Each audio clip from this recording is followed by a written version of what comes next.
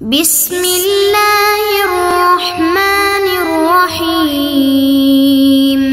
اعوذ باللہ من الشیطان الرجیم، بسم اللہ الرحمن الرحیم وبہ نستعین۔ ہماری گفتگو لمعہ چہارم کے کتاب و طلاق میں ہے۔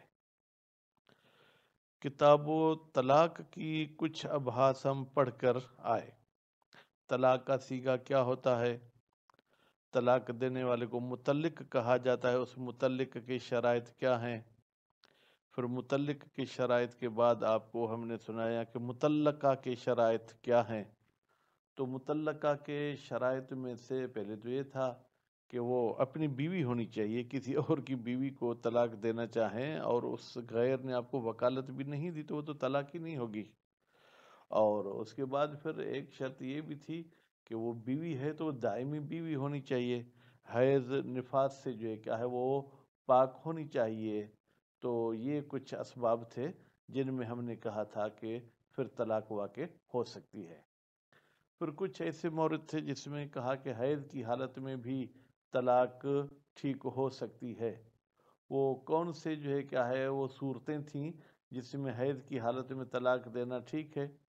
جب اس مرد کو اس کے حیض کا علم نہ ہو سکے تو صورت میں حیض کی حالت میں طلاق دے سکتا ہے۔ اور اسی طریقے سے جو ہے ظاہراً ایسا تھا کہ اگر کوئی عورت حمل کے دوران بھی حیض دیکھتی ہے تو اس کو بھی طلاق دی جا سکتی ہے۔ تو بہرحال یہ ابحاث گزر چکے۔ آج اسی بحث کا جو ہے کہ ہم تتمہ پڑھیں گے کہ اگر کوئی شخص غائب نہیں ہے بیوی سے بلکہ وہ کسی زندان میں ہے تو وہ بھی حیض کی حالت میں طلاق دے سکتا ہے؟ فرماتے جی ہاں، اگر وہ بیوی کی حالت نہیں جان سکتا تو وہ بھی طلاق دے سکتا ہے۔ پھر طلاق دینے میں مطلقہ کی ایک شرط یہ ہے کہ وہ مطلقہ کو معین کیا جائے۔ اگر مرد کی 3-4 بیویاں ہیں اور وہ کہتا ہے کہ زوجتی طالق اور اس نے معین نہیں کی تو یہ طلاق باطل ہے۔ بعض علماء نے فرمایا کہ نہیں، باطل نہیں ہے، بلکہ ہم یہاں پر قرعہ اندازی کریں گے۔ قرعے میں جس کا نام آئے گا اسی کی جو ہے کیا ہم کہیں گے کہ جناب وہ طلاق ہو گئی۔ لیکن پھر قیل کہتا ہے کہ نہیں بھائی نہیں، قرعہ اندازی کس چیز کا، قرعہ اندازی کی ضرورت نہیں ہے، بلکہ شوہر نے طلاق پڑھی ہے تو وہ اپنی نیت سے خود زیادہ باخبر ہے۔ ہم اسے پوچھیں گے کہ بھائی آپ نے کون سی کو جو طلاق دی تھی؟ تو بہرحال یہ تفصیل ہم عبارت میں پڑھیں گے۔ اس کے بعد فصل ثانی بھی یہاں پر جو ہے کیا ہے اس کی ایک سلائیڈ میں بیان کروں گا، باقی فصل ثانی کی تفصیلی بس آئندہ اسباق میں ہم پڑھیں گے۔ وہ یہ ہے کہ طلاق کے اقسام کتنے ہیں۔ فرماتے ہیں کہ طلاق کی 4 اقسام ہیں، جیسے احکام شرعیہ 5 ہیں: واجب، مستحب، حرام، مکروہ، مباح۔ طلاق میں کوئی طلاق مباح بالمعنی جو احکام 5 میں ہے، یعنی جس کا دینا نہ دینا مساوی، ایسا کوئی نہیں ہے۔ باقی وہ 4 احکام ہیں: طلاق واجب، طلاق مستحب، طلاق حرام، طلاق مکروہ۔ انشاءاللہ ان کی تفصیل ہم عبارت میں پڑھیں گے، وہ بھی کل والے درس میں یا اگلے درس میں ہم کہیں گے۔ فرماتے ہیں وَفِي الْمَسْأَلَةِ بَحْثٌ عَرِيضٌ، اس مسئلے کے بارے میں کہ حیض کی حالت میں طلاق ہو سکتی ہے نہیں ہو سکتی، چوڑی بحث ہے۔ چوڑی کا تو ہم عریض کا لفظی ترجمہ، آپ کہیں گے کہ اس میں لمبی چوڑی بحث ہے۔ قد حققنا ہو، ہم نے اس بحث کی تحقیق کی ہے، فی رسالۃ مفردۃ، ایک الگ سے رسالے میں یا کتابچے میں۔ من اراد تحقیق الحال، جو بھی آغا صاحب، جو بھی مولوی صاحب، جو بھی طالب علم اس حال کی حقیقت کو جاننا چاہتا ہے، فلیقف علیہا، تو اس کو اس رسالے پر جو کیا ہے وہ ٹھہرنا چاہیے، یعنی اس رسالے کو دیکھنا چاہیے، اس رسالے کا مطالعہ کرنا چاہیے۔ وفی حکم الغائب، ہم نے کہا تھا کہ غائب طلاق دے تو حالت حیض میں بھی ہو سکتی ہے کچھ شرائط کے ساتھ۔ غائب کے حکم میں ہے من، وہ بندہ، لا یمکنہ، جس کے لیے ممکن نہیں ہے، کیا ممکن نہیں؟ معرفت و حالہا، اپنے بیوی کی حالت کی معرفت کر سکے کہ وہ حیض میں ہے یا حیض میں نہیں ہے۔ کیوں؟ لحبس، وہ قید میں ہے، وہ نحو الحبس، یا حبس کی طرح ہے۔ حبس کی طرح کا مطلب کیا ہے؟ مثلا بیوی ناشدہ تھی، وہ اس کے پاس سے چلی گئی تھی، حضور ہی، جبکہ شوہر بھی اسی علاقے میں موجود ہے، کہیں ادھر ادھر سفر میں نہیں گیا ہے۔ کما، جس طریقے سے ان الغائب الذی یمکنہ، وہ غائب کہ جس کے لیے ممکن ہے معرفت و حالہا، کہ وہ اپنی بیوی کی حالت کی معرفت حاصل کر سکے، او قبل انقضاء المدت المعتبرہ، یا جو ہے کیا ہے جناب وہ مدت جو معتبر تھی وہ گزر جائے اس سے پہلے۔ مدت معتبرہ کیا؟ اس نے اپنی بیوی کے ساتھ ہم بستری کی تھی، فرض کریں 20 دن کے بعد اس کو حیض آنا چاہیے، تو اس سے پہلے فی حکم الحاضر، وہ بھی حاضر کے حکم میں ہے، اگرچہ نہ ہو لیکن چونکہ اس کو پتا ہے کہ میں ہم بستری کر کے آیا ہوں، ابھی وہ اس طہر سے حیض کی طرف نہیں گئی ہوگی، تو حاضر کے حکم میں ہے، یعنی طلاق نہیں دے سکتا۔ وَيَتَحَقَّقُ، اور وجود میں آتا ہے ظن و انقضاء نفاسہا، کہ ظن حاصل ہو جائے کہ عورت کے نفاس والی مدت ختم ہو گئی ہے۔ بھئی یہ کیسے ظن حاصل ہوگا؟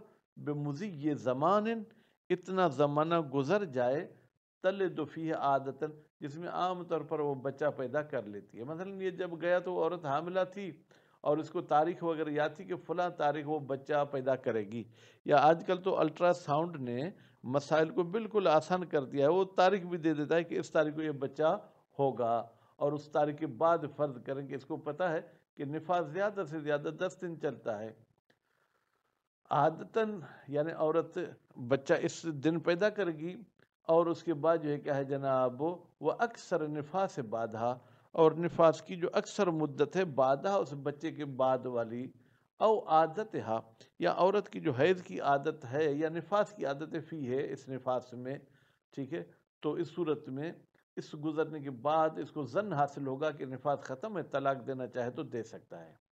وَلَوْ لَمْ يَعْلَمْ ذَلِكَ كُلَّهُ، اگر شوہر کو ان تمام باتوں کا علم نہ ہو، نہ اس کے نفاس کے ختم ہونے کا علم ہے، نہ اس کے حیض ختم ہونے کا علم ہے، کچھ بھی اس کو یقین نہیں ہے، وَلَمْ يَظُنْهُ، اور اس کو ظن بھی حاصل نہیں ہوتا ہے کہ کب حیض ختم ہوگا، کب نفاس ختم ہوگا، تو تربص، یہ شوہر انتظار کرے گا، 3 اشہر، 3 مہینے، کل مسترابت، جس طریقے سے کہ مسترابہ عورت بھی 3 مہینے تک جو ہے کیا ہے وہ انتظار کرتی ہے۔ مسترابہ کسے کہتے ہیں؟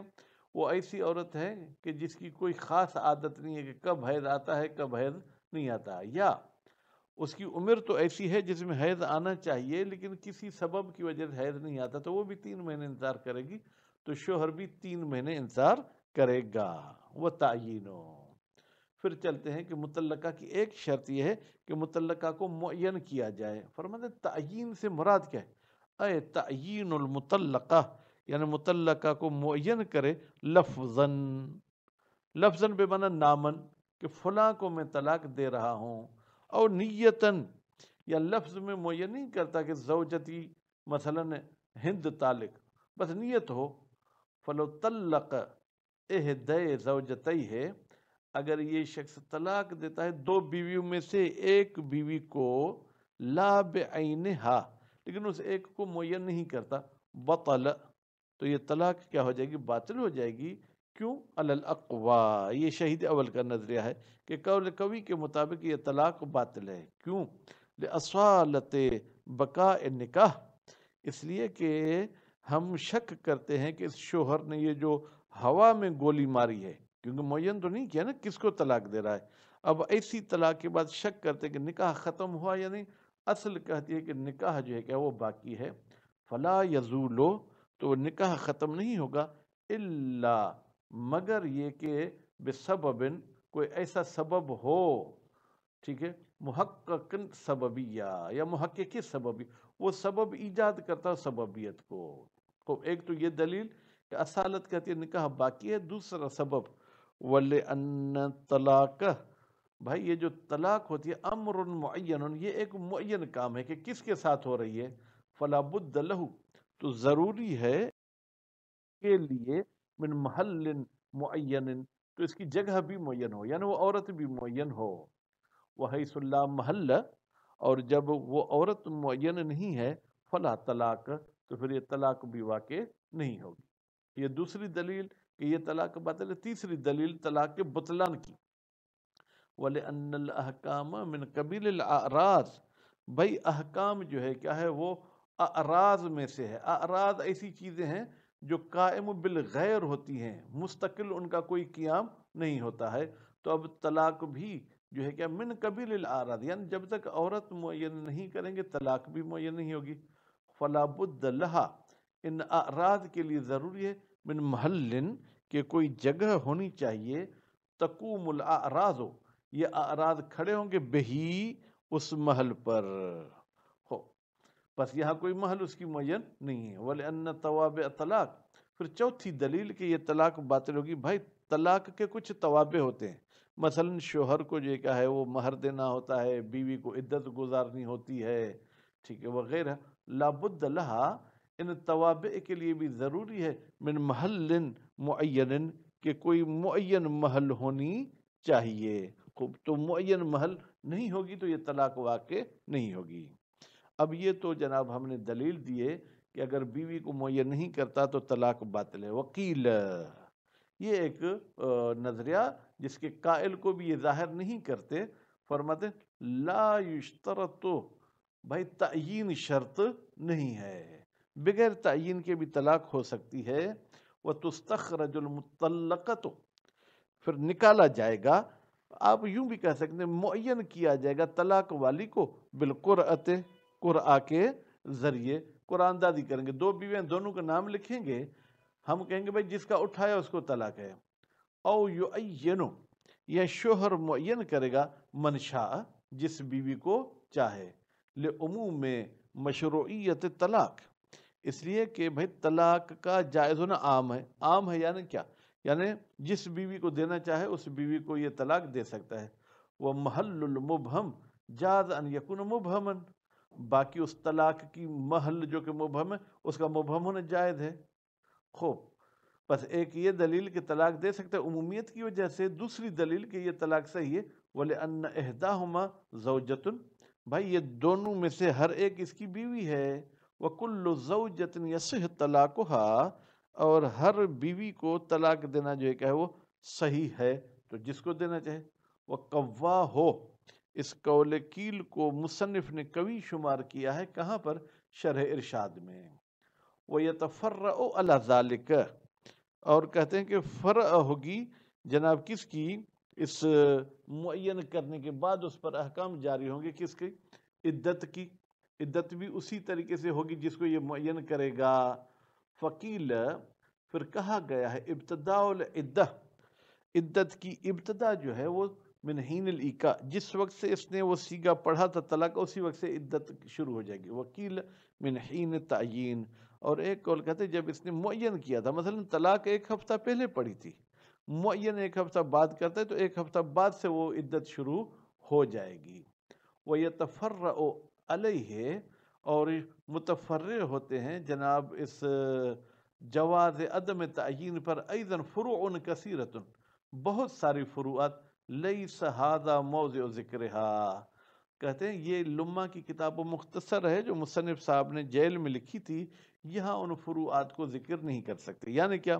یعنی یہ پھر اس طلاق والی بیوی کی جو بہن کے ساتھ شادی وغیرہ بھی نہیں کر سکتا، یہ وہ۔ الحمدللہ طلاق کی پہلی فصل ختم ہوئی، اب ہم چلتے ہیں دوسری فصل کی طرف۔ الفصل الثانی، دوسری فصل چار فصول میں سے، فی اقسام ہی، طلاق کے اقسام کے بارے میں ہے۔ وہ ہوا، یہ طلاق ینقسم، تقسیم ہوتی ہے جناب اربعۃ اقسام، اصل میں الی اربعۃ اقسام ہے، الی کو حذف کر کے منصوب بنظر الخافض کر دیا۔ وہی یعنی یہ اقسام ما عدا المباح، فرماتے مباح تو کوئی طلاق نہیں ہوتی ہے، ٹھیک ہے۔ مباح کسے کہتے ہیں؟ وہ ہوا مباح متساوی الطرفین، جس کے دونوں طرف جو ہے کہ وہ مساوی ہوں، یعنی دینا نہ دینا برابر ہو۔ من الاحکام الخمسۃ، یہ مباح بھی جو ہے کیا ہے احکام خمسہ میں سے ہے۔ فإنہ، بتحقیق شان یہ ہے، لا یکون کذالک، کوئی طلاق نہیں ہوتی اس طریقے سے کہ جس کے دونوں طرف برابر ہوں۔ کیوں بھائی؟ بلکہ طلاق اما راجح، یا طلاق دینا بہتر ہے، او مرجوح، یا طلاق دینا مرجوح ناپسند ہے۔ خوب، راجح کی صورت میں بھی پھر اس کی دو قسم ہوں گے، واجب و مستحب، مرجوح کی صورت میں بھی۔ خوب فرماتے مرجوح یعنی ناپسند ہے، من من نکیز، اس کے نکیر سے منع ہے، یعنی طلاق دینا ناپسند دینا اور نہ دینے کی منع ہے، یعنی نہیں دے سکتے ہو۔ وہ تعین ہی، اور وہ معین ہے اس کا نکیز، ٹھیک ہے، لا یا ایسی نہیں ہے۔ وہ تفصیلھا، ان اقسام کی تفصیل، انہو بھائی یہ طلاق اما حرام، یا تو حرام ہے۔ خوب، وہ حرام کون سی ہے؟ وہ طلاق الحائض، وہ حیض والی طلاق ہے۔ لا مع المصحح لہو، جب کوئی صحیح کرنے والا نہ ہو جناب طلاق حائض کو۔ وہ ہم نے پچھلے درس میں 2-3 مورد پڑھے کہ حیض والی کو بھی طلاق دی جا سکتی ہے۔ وہ احد الامور الثلاثہ، وہ 3 امور تھے جس میں حیض کی حالت میں طلاق دی جا سکتی تھی۔ اعنی، وہ 3 امور کے کون سے؟ عدم دخول، شوہر نے دخول نہ کیا ہو تو حیض کی حالت میں طلاق دے سکتا ہے۔ او الحمل، یا عورت حاملہ ہے اور حیض بھی آ رہی تو طلاق دے سکتا ہے۔ او الغیبت، یا شوہر غائب ہے تو بھی طلاق دے سکتا ہے۔ وقضا نفسا، اور اسی حائض کی طرح عورت نفسا والی ہے، اسے بھی طلاق نہیں دے سکتا ہے۔ وہ فی طہرن، اور طلاق حرام کا تیسری قسم یہ ہے کہ اگر عورت ہے تو جناب طہر میں، حیض میں نہیں ہے، لیکن جامعہا، شوہر نے ہم بستری کی ہے اس عورت کے ساتھ اس طہر میں، وہی درحالی کہ یہ عورت غیر صغیرۃ، چھوٹی بھی نہیں ہے، ولا یائسۃ، یائسہ بھی نہیں ہے، ولا حامل، اور حاملہ بھی نہیں ہے، ما علم ہی بحالہا، جبکہ شوہر کو اس عورت کے جو ہے کہ حالت کا بھی علم ہو سکتا ہے۔ او مطلقہ، یا ہم یوں کہیں چاہے عالم بالحال ہو چاہے عالم بالحال نہ ہو، طلاق نہیں دے سکتا، نظر کرتے ہوئے۔ الا انہ لا یستثنى للغائب، بھائی غائب کے لیے طلاق کے موارد میں استثناء صرف حیض کی حالت میں کی ہے۔ الا کون حائضہ عملا بالظاہر نص، ہم عمل کرتے ہیں جناب ظاہر نص پر، ٹھیک ہے، تو اس میں نفاس کو شامل نہیں کیا گیا۔ تو یہ تو بہرحال پہلی قسم تھی، اس کی تفصیل انشاءاللہ ہم اگلے دروس میں پیش کریں گے۔ صلی اللہ علیہ محمد و آل محمد۔